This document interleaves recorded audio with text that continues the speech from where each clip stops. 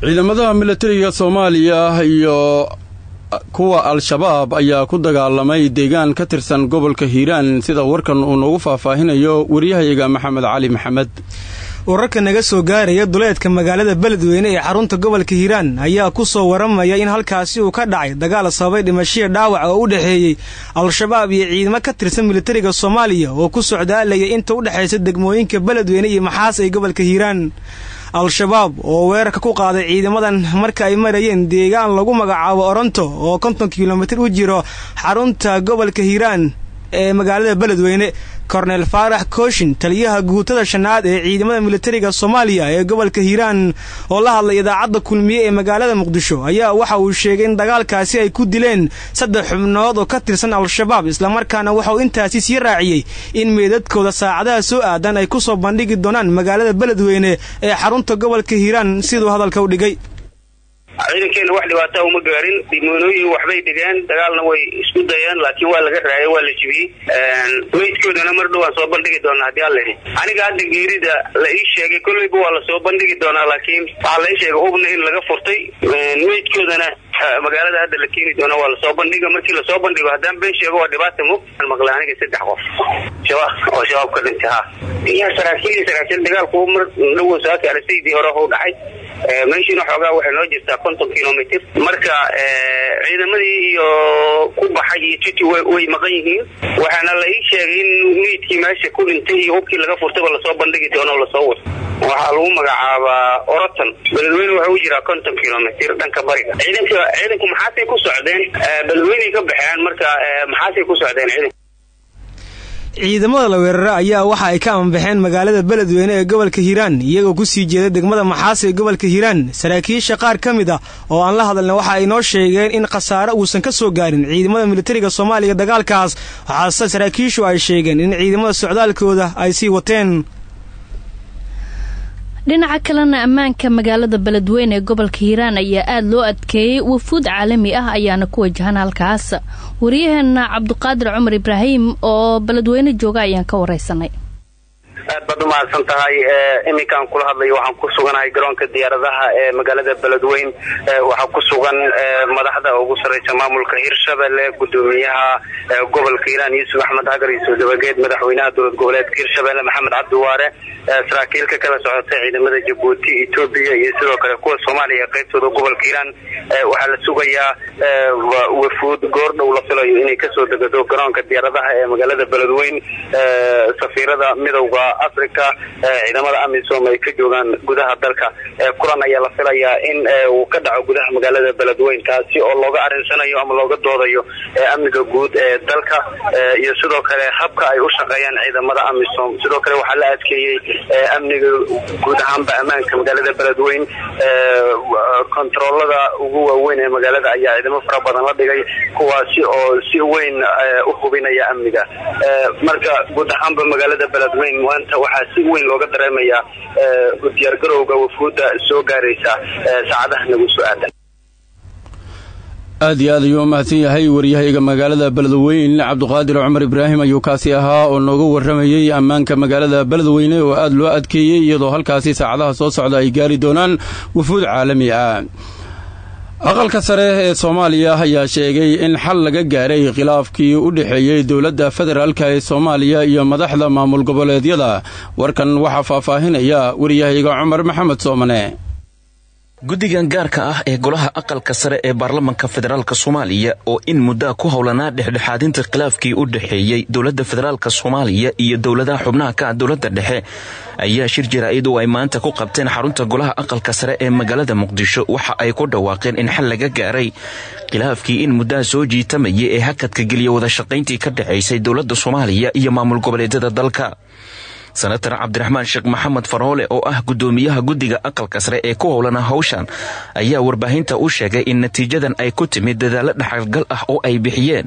gudiyadii golaha aqalka sare ee dhawaan xog aruurinta ka soo sameeyay xarumaha maamul goboleedyada dalka kuwaasi oo soo aruuriyay tabashooyinka ay qabaan madaxda maamul goboleedyada dalka. aqalka sare wuxuu u kala diray wufuud dawladaha xubinta ka ah dawladda federaalka caasimadahooda inay soo xogaalsadaan waxa ay ku saabsan yihiin waxa sababay hakinta ama goynta xiriirkii wada shaqayneed ee maamulka dhexe iyo maamulada xubinta ka ah dowladda federaalka. xog ururintii la soo ururiyay oo ay soo gunaanadmayn isla bishaas dabadeedna loo howlgalay processkii loo mari lahaa in lagu soo saaro go'aan wuxuu soo dhammaaday bishaan haddaan ku jirno 24keedii uu soo dhammaaday. waxaan maanta in la wadaagsanaynaa meedida la wadaagsamaynaa intii kale ay khusayso labada dhinacna aan gaarsiinay ama aanu gaarsiinaynaa kuwa durugsan ay maanta ka wada warhayaan in khilaafkaas go'aan laga gaaray loona howlgalayo sidii loo dhammayn lahaa inta hadsan aqalka sarena uusan ka hareen ilaa uu dhammaystirmo. hase ahaatee qodobadii muranka uu ka taagnaa oo ay ka wada sinaayeen madaxda siyaasadahaan isdiidan ee xukuumadda dhexe iyo maamul goboleedyada dalka waxaa ka mid ahaa dedejinta dhammaystirka dastuurka qabyada ah ee dalka iyo howlgallada dhismaha ciidanka qaranka iyo sugidda amniga. koox hubeysan ayaa maanta waxay dilal ka geysteen qaar ka mid ah degmooyinka gobolka Banaadir iyo gobolka Shabeellada Hoose. dilka koowaad ayaa waxa uu ka dhacay xaafadda Via Liberia degmada Waabari iyadoo halkaas lagu dilay qof shacab ah. sidoo kale qof ganacsade ayaa maanta waxa lagu dilay xaafadda Goday degmada Yaaqshiid ee gobolka Banaadir. warar ay sheekeen ayaa sheegaya in dhowr jeer la sheegay in loo hanjabay ganacsadaha maanta lagu dilay degmada Yaaqshiid ee gobolka Banaadir. dhanka kale rag hubeysan ayaa isla maanta waxay degmada Afgooy ku dileen macallin maamulo ka ahaa iskuul ku yaala degmadaas waxaana lagu magacaabi jiray Cumar Mahad Cabdi. kooxda dilka geysatay ama dilalka ka geystay gobolka Banaadir iyo Shabeellaha Hoose ayaa ka baxsaday iyadoo goobaha ay dilka ka dhaceen ay tageen ciidamada booliiska waxayna sameeyeen baaritaan mana jirto cid ay u soo qabteen. maxkamadda ciidamada qalabka sida ayaa maanta u fariisatay dacwad loo haystay 4 qof oo lagu eedeeyay inay ka tirsanaayeen al-shabaab. Yunus Duraan Cali ayaa warkan faahfaahinaya. maxkamadda ciidamada qalabka sida ayaa maanta u fariisatay dacwad loo haysto 4 eedeysane oo lagu soo eedeeyay inay ka tirsan yihiin dagaalamayaasha shabaab. 4 eedeysane ee maanta maxkamadda la hor keenay ayaa lagu kala magacaabaa Cali Maxamed Cabdullaahi Macalin Muumin, Cabdicasiis Sheekh Cali, Cabdullaahi Subayr Cumar iyo Cabbaas Idriis Sheekh Cali. Cali Maxamed Cabdullaahi Macalin Muumin oo ka mid ah 4 eedeysane ee maanta maxkamadda ka soo hormuuqday ayaa waxaa lagu xukumay 15 sano oo xabsi ciidan ah waxayna maxkamaddu sheegtay in sanadii 2013 uu ku biiray al-shabaab isagoo ku sugan degmada Saako ee gobolka Jubbada Dhexe. sidoo kale maxkamadda ciidamada ayaa Cali Maxamed Cabdullaahi Muumin waxa ay karo ku eedeysay in al-shabaab uu qaabilsanaa qaybta ku qaada weerarada fadhiisamaha ciidamada dawladda ay ku leeyihiin gobolka Shabeellada Hoose. sida uu warbaahinta u sheegay Dhamme Maxamed Cabdi Muumin kamid ah garsooriyaasha maxkamadda ciidamada qalabka sida. dhinaca kale maxkamadda ciidamada qalabka sida waxay amartay in la sii daayo Cabdicasiis Idriis Sheekh Cali, Cabdullaahi Subayr Cumar iyo Cabbaas Idriis Sheekh Cali kadib markay maxkamaddu ku weysay wax dambi ah. maalmihii u dambeeyay maxkamadda ciidamada qalabka sida waxay xukunno ku ridaysay rag ka tirsan al-shabaab iyo askar ka tirsan ciidamada dawladda oo lagu helay inay dilal bareera u geystaan dad shacab ah iyo askar ka tirsan ciidamada dawladda. wakiilka midowga Afrika ee Soomaaliya ayaa magaalada Baydhabo ee gobolka Bay waxa uu kula kulmay kusimaha madaxweynaha Koonfur Galbeed iyo musharaxiinta u tartamaya madaxtinimada Koonfur Galbeed ee Soomaaliya. wariyeena Maxamed Cabdulqaadir Yarow waa Axmed Cabdulqaadir Yarow oo Baydhabo jooga ayaan ka wareysanay arrintan.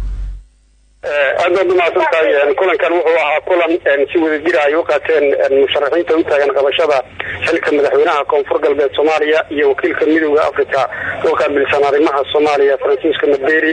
iyo safiirka dawladda Djibouti dalka Ethiopia ahna gudoomiyaha xilligan golaha amniga ee midowga Afrika Maxamed Idriis. kulankaas wuxuu ahaa kulan looga hadlayay sidii doorashada ay ugu dhici lahayd si amni ah. sidoo kale waxa kulanka qayb ka ahaa oo ku sugnaa kusimaha madaxweynaha dawlad goboleedka Koonfur Galbeed Soomaaliya Cabduqaadir Shariif Sheekuna Maye. markii ay kulanka uu soo dhamaaday waxa saxaaf si wada jir ah ula hadlay kusimaha madaxweynaha iyo safiirka Djibouti dawladda Ethiopia u fadhiya dalkaasi Ethiopia ahna gudoomiyaha xilligan golaha amniga ee midowga Afrika. waxa uu sheegay in ay ka wada hadleen sidii loo sugi lahaa amniga loona dardargelin lahaa guud ahaan in doorashadan ay u dhacdo si amni ah maadaama Soomaaliya haddii nabad ay ka dhalato sida uu safiirku uu sheegay guud ahaanba geeska Afrika xasilooni ay ka dhalan doonto marka wuxuu sheegay maadaama xil gaar ah uu ka saaran yahay ka isaga ahaan guriga amniga midowga Afrikana mas'uul uu ka yahay in ay ku dhiirigeliyeen musharaxiinta sidii doorashadan ay ugu qabsoomi lahayd si nabad ah. halkaad warkaas kala socotaan waa idaacadda kulmiye ee magaalada Muqdisho.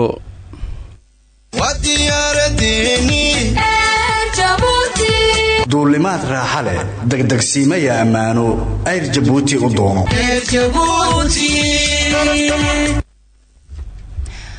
mas-uuliyiinta dowladda Myanmar ayaa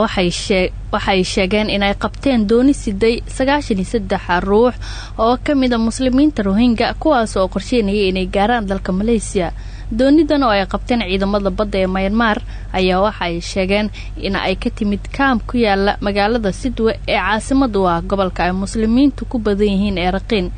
muslimiinta waxay sheegeen in dadkan oo ujeedkoodu ahaa gaaritaanka dalka Malaysia ay iminka qorsheynayaan sidii ay dib ugu celin lahaayeen halkii ay ka yimaadeen. dowladda Myanmar ayaa dhowr jeer oo hore qabatay dooni ay saarnaayeen muslimiinta laga tirada badan yahay ee Rohingya. in ka badan 700,000 oo muhaajiriin Rohingya ah ayaa sanadkii la soo dhaafay oo qora gaaray dalka Bangladesh kadib markii ay tacdiye kala duwan ay kala kulmeen ama kula kaceen militariga dowladda Myanmar. madaxweynaha dalka Mareykanka Donald Trump ayaa warfidayaanada u sheegay in haddii Britain ay ka go'do Yurub inteeda kale ay soo wajihi karto culays weyn oo ku aadan dhanka ganacsiga. Trump ayaa sheegay in heshiiskan ay UK kaga baxayso Yurub inteeda kale uu yahay mid aysan waxdan ah ugu jirin dalka Ingiriiska taa bedelkeedana ay ka faa'iidayaan wadamada kale ee ku haray midowgaas. wasiirka arrimaha dibadda ama wasiirka arrimaha gudaha UK ayaa ku sheegay hadalka madaxweyne Trump inuu yahay mid aan loo baahnayn waqti xaadirkan in laga hadlo isagoona intaasi ku daray in markasta ay